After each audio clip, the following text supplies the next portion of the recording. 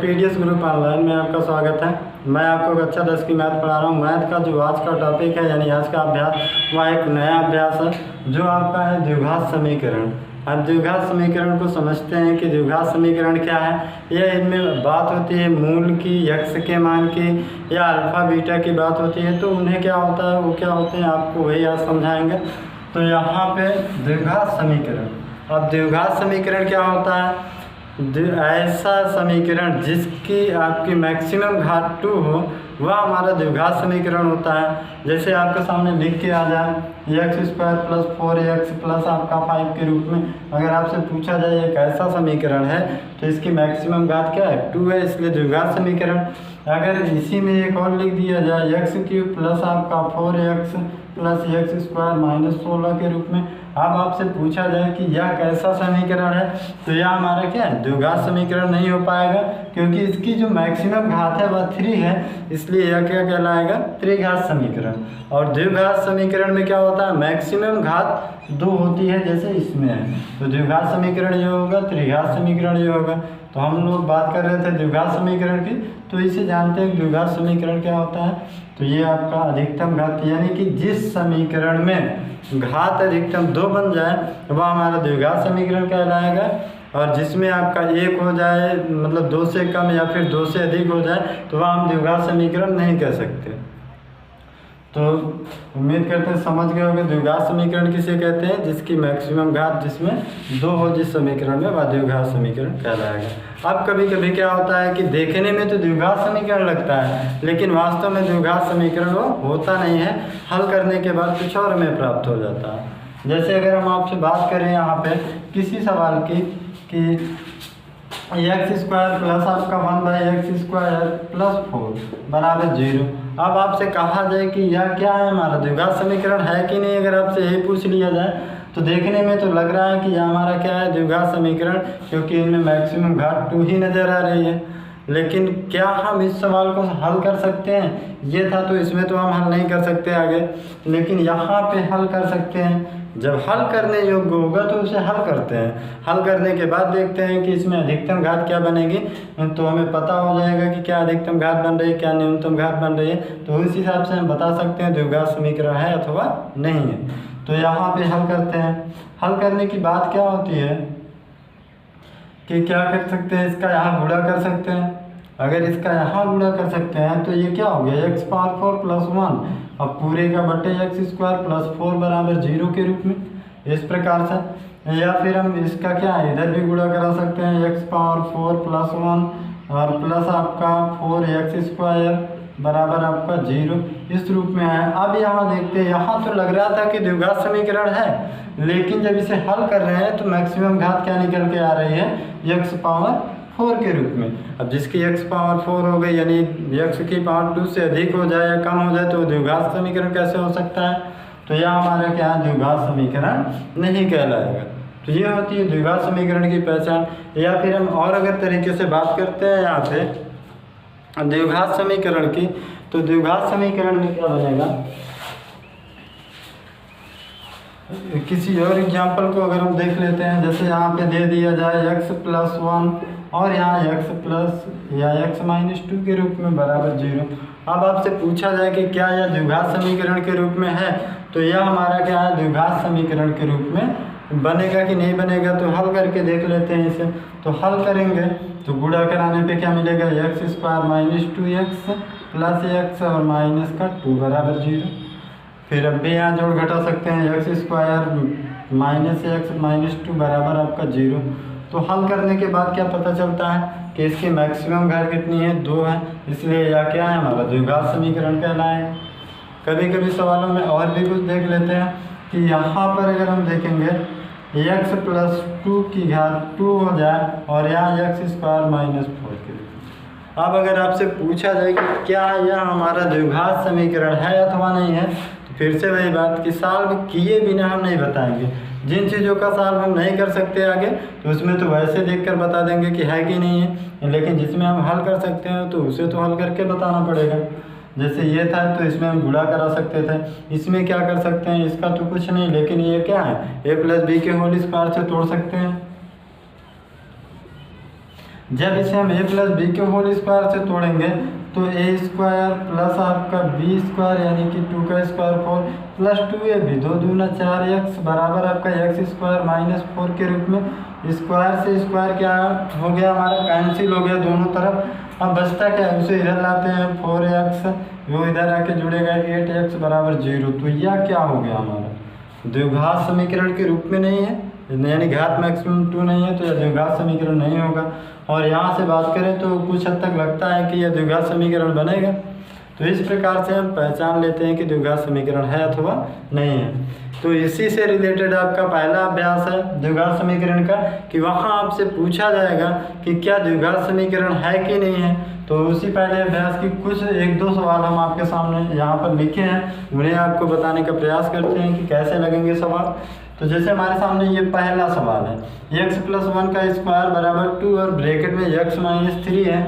तो क्या ये हमारा द्विघात समीकरण है कि नहीं, ये क्वेश्चन आपका एक प्रश्नावली का पहला सवाल है। तो इसे हम क्या है आपको बताएं अभी कि सवालों में क्या करते हैं, पहले तो ऐसे देखकर अगर हल करने को लगता है कि हम हल कर सकते हैं तो करेंगे, अगर नहीं करने योग्य तो ऐसे बता देंगे। तो यहाँ पे क्या है इधर तो तोड़ सकते हैं प्लस बी के होल स्क्वायर से और यहाँ 2 का गुणा करा सकते हैं, इतनी चीज़ें कर सकते हैं तो करेंगे इतना। तो ए प्लस बी के होल स्क्वायर से तोड़ते हैं, इसका आपका ए प्लस बी का होल स्क्वायर इतना बनाएगा और यहाँ गुणा कराएंगे 2x माइनस 6 के रूप में। अब हल कर लेते हैं, ये दोनों मैच कर रहे हैं तो कट जाएंगे।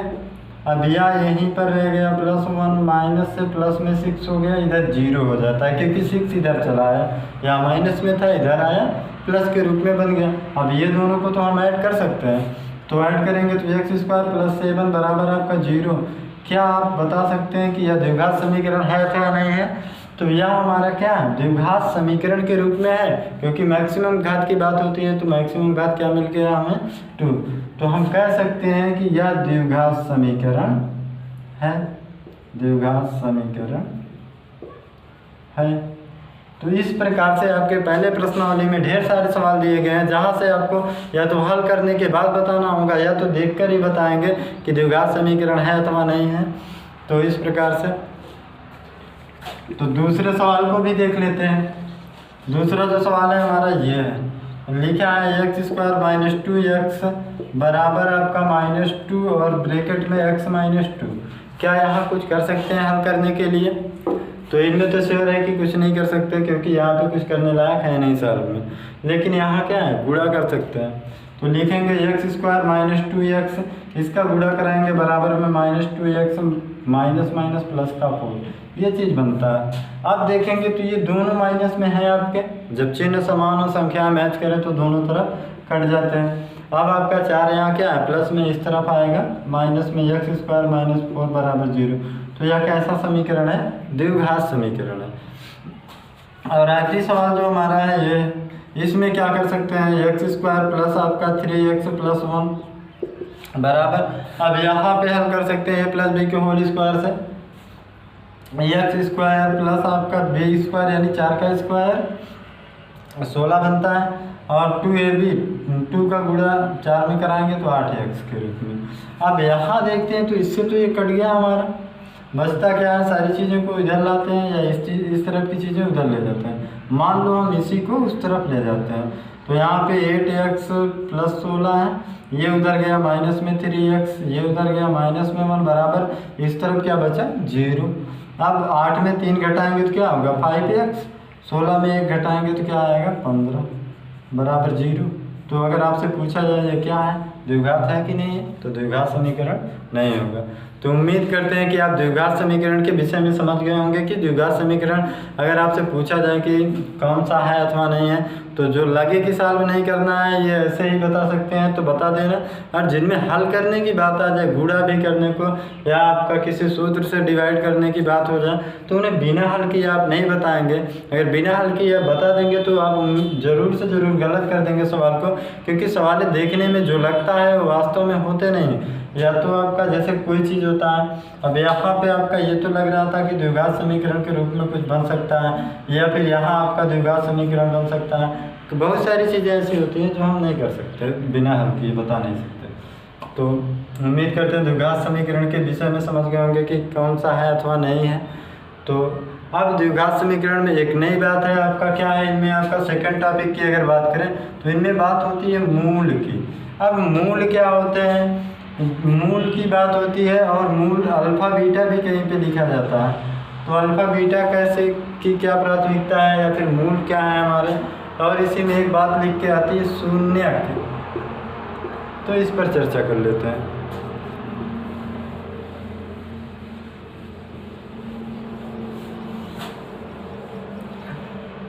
अब अगर मूल की बात करें तो मूल और शून्यक आपका अल्फ़ा बीटा तीनों एक ही चीज़ है, यहाँ पे अलग कुछ नहीं है। शून्य किसे कहते हैं, मूल का मतलब होता है कि अल्फ़ा बीटा ही मूल कहलाते हैं, या एक अपनी तरफ से मानी गई संख्याएं होती हैं, चर मान लेते हैं जिन्हें हम क्या होता है, जैसे आपके सामने x² प्लस आपका क्या हो जाए 4x और यहाँ पे प्लस में 4 बराबर 0।